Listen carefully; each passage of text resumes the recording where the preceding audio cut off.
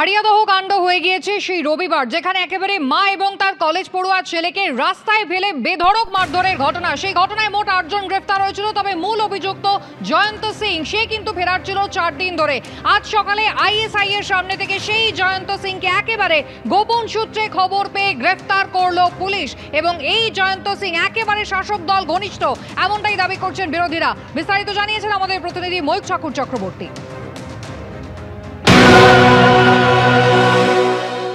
আড়িয়াদহ কাণ্ডে অবশেষে পুলিশের জালে মূল অভিযুক্ত জয়ন্ত সিংহ। পুলিশ সূত্রে দাবি, ঘটনার দিন রাতে গোটা ঘটনার পর এক বন্ধুর বাড়িতে আশ্রয় নেয় জয়ন্ত। যখন পুলিশি ধরপাকড় আড়িয়াদহে শুরু হয়, তখনই নিজের গাড়ি ড্রাইভ করে উত্তরবঙ্গে গা ঢাকা দেয় জয়ন্ত। এবং উত্তরবঙ্গের একটা হোটেলে 2 দিন ছিল, এমনটাই বেলঘরিয়া থানার আধিকারিকরা জানাচ্ছেন। সেই হোটেলে 2 দিন থাকার পর সেখান থেকে ফের সে গাড়ি নিয়ে বেরিয়ে যায়, কারণ তার টাকা কমে গেছিল। পরিবারের সদস্যদের সঙ্গে যোগাযোগ রাখছিল জয়ন্ত এবং ইন্ডিয়ান স্ট্যাটিস্টিক্যাল ইনস্টিটিউটের কাছে পরিবারের এক সদস্যকে ডেকে পাঠায় এবং তার কাছ থেকে টাকা নিয়ে উড়িষ্যা চলে যাওয়ার একটা পরিকল্পনা ছিল জয়ন্তর, এমনটাই পুলিশ আধিকারিকদের দাবি। আইএসআই এর সামনে যখন জয়ন্ত পরিবারের সদস্যদের ডেকে টাকা নেওয়ার প্রক্রিয়া করে, তখনই পুলিশ আধিকারিকরা হাতে নাতে এই অভিযুক্তকে ধরে ফেলে, এমনটাই পুলিশ সূত্রে খবর। আর কিছুক্ষণের মধ্যেই অভিযুক্তকে কোর্টে তোলা হবে। পুলিশের তরফ থেকে পুলিশ কাস্টাডির জন্য আবেদন জানানো হবে। ইতিমধ্যেই 8 জন অভিযুক্তকে পুলিশ আধিকারিকরা গ্রেফতার করেছেন এবং মূল অভিযুক্ত জয়ন্ত সিংহ, তাকেও পুলিশ আধিকারিকরা গ্রেফতার করলেন। খুনের চেষ্টা, গুরুতর আঘাত সহ একাধিক জামিনযোগ্য ধারায় তার বিরুদ্ধে মামলা রুজু হয়েছে। ক্যামেরায় সন্দীপের সঙ্গে ময়ূখ ঠাকুর চক্রবর্তী, এবিপি আনন্দ, কলকাতা। সরাসরি আপনাদের নিয়ে যাব ময়ূখ ঠাকুর চক্রবর্তী, আমাদের প্রতিনিধি আমাদের সঙ্গে রয়েছেন। ময়ূখ, জয়ন্ত সিং গত 4 দিন ধরে যাকে নিয়ে তুমুল আলোচনা চলছিল, বিরোধীরা বলছিলেন একেবারে শাসক দল ঘনিষ্ঠ, বিশেষত কামারহাটি তৃণমূল বিধায়ক মদন মিত্র ঘনিষ্ঠ এই জয়ন্ত সিং। এই গণপিটুনির ঘটনায় যাকে মূল অভিযুক্ত বলে চিহ্নিত করা হচ্ছে, তাকে জিজ্ঞাসাবাদ করে পুলিশ মূলত কি জানতে চাইতে পারে? কেন এত গুরুত্বপূর্ণ জয়ন্ত? দেখো, একদমই পুলিশ আধিকারিকরা এই জয়ন্তকে কোর্টে ইতিমধ্যেই ফরওয়ার্ড করেছেন। পুলিশ নিজেদের হেফাজতের জন্য প্রেয়ার জানিয়েছেন। উত্তরবঙ্গে পালিয়ে গেছিল জয়ন্ত, এমনটাই পুলিশের তরফ থেকে দাবি। তার টাকা শেষ হয়ে যাওয়াতে সে কলকাতায় ফেরে এবং ফেরার পর সে তার পরিচিতর কাছ থেকে যখন টাকা হ্যান্ড ওভার নিচ্ছিল, তখনই বেলঘরিয়া থানার পুলিশ টেকনিক্যাল সার্ভিলেন্সের মাধ্যমে ফাঁদ পেতে তাকে ইন্টারসেপ্ট করে ইন্ডিয়ান স্ট্যাটিস্টিক্যাল ইনস্টিটিউটের সামনে বিটি রোডের ওপর থেকে। আপাতত পুলিশ জয়ন্তকে নিয়ে কোর্টে গেছে এবং আর কিছুক্ষণের মধ্যেই আদালত থেকে ম্যাজিস্ট্রেট তার নির্দিষ্ট অর্ডার দেবেন। এরই মাঝে যে এই গোটা ঘটনায় যে কলেজ পড়ুয়া এবং তার মা এখনও হাসপাতালে চিকিৎসাধীন, এবং তার যে বোন রয়েছে, যিনি প্রত্যেক দিন অভিযোগ করছেন যে জয়ন্তর গ্রেফতারি নিয়ে, তিনি কেন গ্রেফতার হচ্ছেন না এবং তার অত্যাচার মারধর নিয়ে তিনি এসেছেন দক্ষিণেশ্বর থানায় অভিযোগ করতে। আমি সন্দীপ পাল, আমাদের ক্যামেরা পার্সন, সরাসরি ছবি দেখাচ্ছে। আমরা দক্ষিণেশ্বর থানার সামনে রয়েছি এবং আমার সামনে রয়েছেন অভিযোগকারিনী। তার হাতে রয়েছে এই ধরনের কাগজ, যে কাগজে এই মুহূর্তে একটু আগেই থানায় এসে তিনি অভিযোগ দায়ের করলেন, আর একটা কমপ্লেন লজ করলেন। কাদের এগেইনস্ট? তালতলা স্পোর্টিং ক্লাবের পুরো যারা ছিল তাদের উপরে। তারা হোয়াটসঅ্যাপ গ্রুপেতে আমাকে নিয়ে, তালতলা স্পোর্টিং ক্লাবটা জয়ন্ত সিং উনি লিডার, উনি ওখানেতে একটা ঝামেলা তো করেছেন, তার মধ্যে ওনারই মদতে।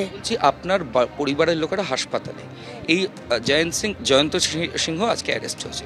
এই অবস্থাতে আপনি আবার দক্ষিণেশ্বর থানায় এসে আর একটা কমপ্লেন করছেন জয়ন্ত অ্যাসোসিয়েটদের এগেনস্টে।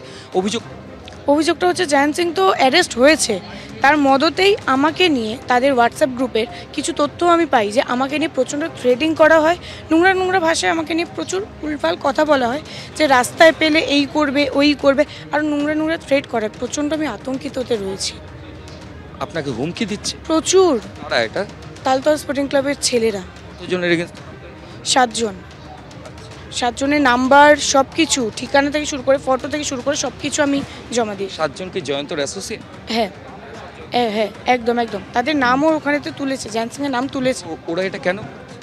আমাদেরকে ভয় দেখানোর জন্য। আমাদেরকে তো চাইছে না, যে ওরা বুঝতে পারছে যে ওদেরকে অ্যারেস্ট করা হয়েছে, ওদের নিশ্চয়ই কিছু একটা করা হবে, কেস করা হবে। ওরা তো ভয়তে রয়েছে, ওরা আমাদেরকে দমকাতে চাইছে যে আমরা এইটা করে দেবো।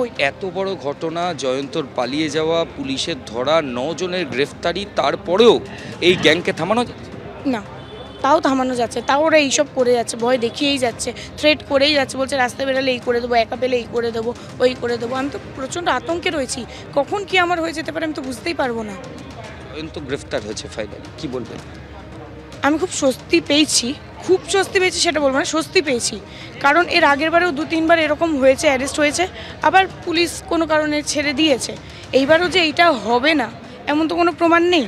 তো আমি এই জন্য পুলিশদের কাছে এইটুকানি বলবো যে তাদের যেন কড়া শাস্তি দেওয়া হয়, কারণ ওরা আবার বেরাবে 2-3 মাস পরে, আবার আমার সঙ্গে আজকে এটা হয়েছে, আমার মামি আর দাদার সঙ্গে হয়েছে, কিছুদিন পরে তাদের সঙ্গে অন্য কারোর সঙ্গেও করবে। এমন তো কোনো ওরা বলে দেবে না যে ওরা করবে না। আমি প্রচণ্ড আতঙ্কে রয়েছি। এই হুমকির অভিযোগ দক্ষিণেশ্বর থানায় দায়ের করতে এসেছেন, পুলিশ কি বলল? পুলিশ বললো আমার সাথে রয়েছে, পুরোপুরি সাথে রয়েছে, বললো কোনো চিন্তার কোনো ব্যাপার নেই, যারা যারা এই জিনিসটা করেছে তাদের উপরে কড়া শাস্তি দেওয়া তো হবেই, আর কোনো চিন্তার কোনো ব্যাপার নেই, ওরা আমার উপর আমার সাথে রয়েছে পুরোপুরি। আমরা অভিযোগকারিনীর সঙ্গে কথা বলছিলাম, যিনি ভিকটিম ইতিমধ্যে হাসপাতালে ভর্তি, তার বোনের সাথে কথা বলছিলাম। তিনি আবার থানাতে এসেছেন, আতঙ্কের পরিবেশ, হুমকি টানা আসছে এমনটাই অভিযোগ, এবং ঠিক সেই কারণেই অভিযোগ দায়ের করতে পুলিশের তরফ থেকে যেটা বলা হচ্ছে যে এই যে অভিযোগ যেটা ভিকটিম ফ্যামিলির তরফ থেকে আবার দায়ের করা হলো, তারও তদন্ত পুলিশ আধিকারিকরা করবেন, এবং নিরাপত্তার বিষয় পুলিশের তরফ থেকে সুনিশ্চিত করা হয়েছে যে ভিকটিম ফ্যামিলির ওপর আর কোনো রকমের আক্রমণ এই জয়ন্ত সিংয়ের দুষ্কৃতী দল তারা যেটা করছে সেটা তারা যাতে না করেন সেটা তারা সুনিশ্চিত করার চেষ্টা করছে।